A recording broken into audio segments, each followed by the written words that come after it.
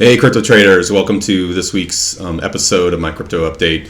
Sorry it's one day late. I had a very busy Saturday, so I thought I'd wait until today, have a little bit more time to spend on it. If you've watched my episodes over the last couple weeks, you know that 13,425 would have been a very ideal top.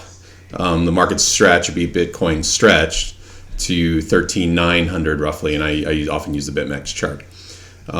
So since then we've been in a very deep correction. Meanwhile, as I've always said, we've had so many YouTubers, Twitter folks really calling for much higher. I've seen targets around 42,000, 100,000, and you know if you followed me that all of those targets are very likely to me. I just see the market needing this really deep correction, ideally deep, to really make it healthy. I don't see any of those targets anytime soon. And the question is going to be, how long are we in this, as I call it, wave 2 with an alternate wave, another wave 4? So let's dive into what the action that we see, and we'll talk about that. There's nothing that we have right now in this market that's suggesting we are going to immediately bottom. In fact, I count a B wave top here at just the low 13s. And we now have the 1-2 setup, as we call it in the Elliott wave theory, for a run down, potentially 8,400. Now, this can all morph into what we call WXY and foreshorten in the current structure. Sometimes you see WXY stretch, but in this situation, that should shorten it. But until I see evidence of that, I'm looking towards at least 8,400 for either all of this wave 2 or potentially only an A wave bounce. Again, if you follow me over the last many weeks, you know that 4,300 is my final support for the bull market, and it's very normal for some wave 2s to get that low. Now, Bitcoin's been extremely strong, and it certainly is not necessary for it to get that low. So we'll see what the quality of bounce do we get here in this zone, or if it shows a little bit higher.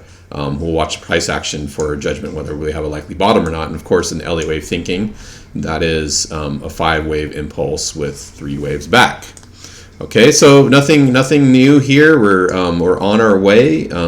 If you had followed me along, you would at least be cutting down your position, or at least personally prepared emotionally for this correction. As I stated for myself, I stay long a bull market core position, but I have protected myself with counter trading against that long-term position, and it's been profitable for me, of course, looking at this chart. So that's just how we play, and I'm going to be reducing my hedge exposure over the coming days, I expect, again. Now I want to demonstrate one clear Elliott wave principle. Regardless of projections we have here, it's very normal for our C waves to be no more than 1.382 in log of our A wave. And from that, that's this number right here at 8,015. So I would expect to bounce before then. Further, again, the projection I showed you just earlier is based on the 1-2 setup here. So we have 2 projections coming together in a very clear zone in this space. Now, unless it wants to rally a little bit correctively and make this far more complex, show some triangles, all that good stuff, because ultimately corrective waves are very hard to track and also very hard to count, even for the most experienced Elliott wave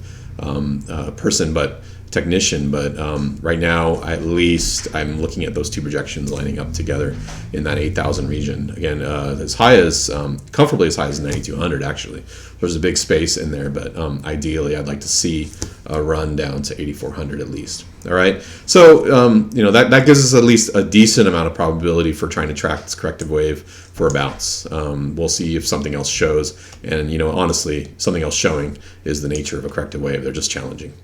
Okay, if we look at technicals, technicals are really interesting. I think you guys, if you followed me from the beginning, I said a very deep correction should bring our RSI on the daily down to that 30. That is traditionally, at least in bull markets, shown a really ideal spot to purchase a long position.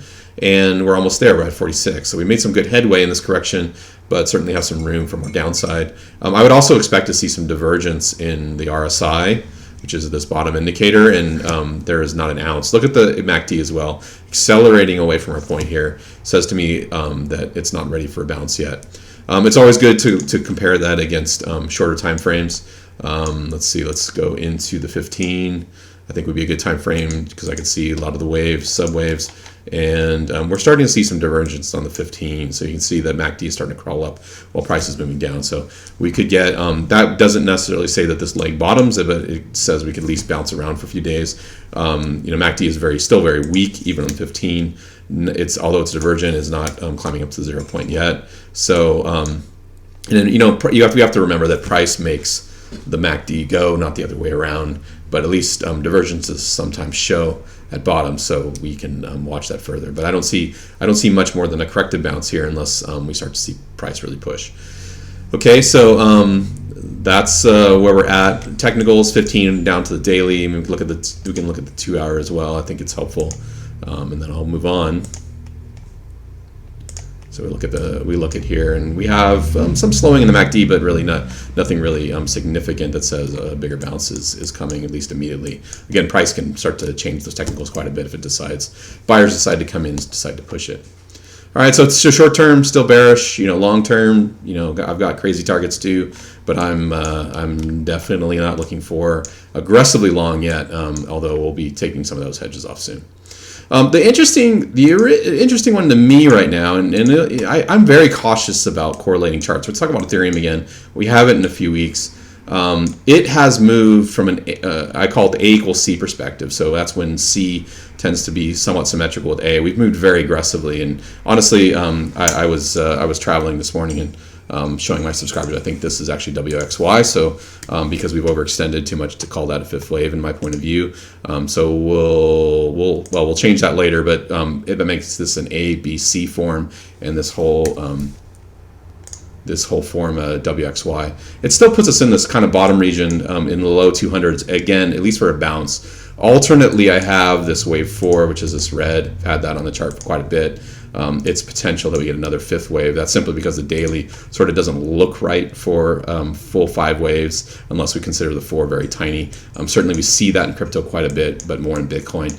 So it's potential that this count is right and white, but I'm also holding out this alt, which says the fifth wave doesn't come until about 554 as an ideal point, but anywhere between 400 and 500, depending on what kind of structure shows once we start to rally. So that's an alternate. But if it's very weak, we'll be looking at this B wave rally here, and then expecting it to follow down in a wave 2, like Bitcoin could potentially. So those are my alternates here in Ether. But again, what I'm really interested in is it's really ran ahead over the last few days, really strong. It should be bouncing before Bitcoin, and that makes me wonder too: does Bitcoin have something up its sleeve, meaning corrective rally prior than my expectation?